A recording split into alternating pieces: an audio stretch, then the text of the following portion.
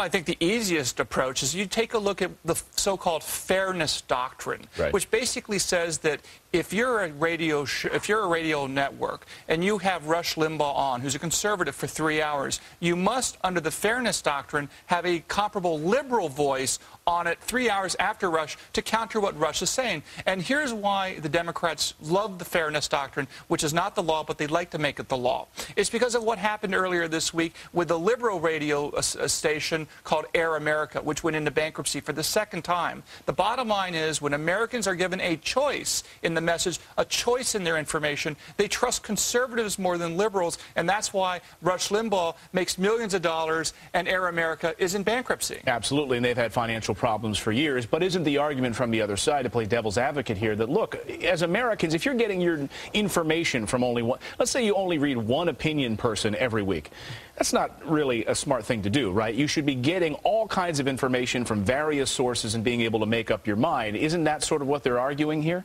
Well, that's what they're trying to say they're arguing, but what they really believe is that you should get your message only from the mainstream networks. You should get it from NBC, CBS, and the New York Times. And anybody other than that, frankly, isn't towing the line and is not worthy of listening to. But as we know, as you look among others, Fox News' rating, which is fair and balanced and actually hears people from both sides of the political spectrum, guess what? The White House doesn't like that, because the First Amendment allows people like Scott Brown to win in Massachusetts, who would never have been able to win because no one would have heard about him but for, let's say, the Drudge Report on the Internet, who actually started following this campaign rigorously, and in part because of Drudge and people like Drudge. Guess what? We now have a Republican senator from the state of Massachusetts.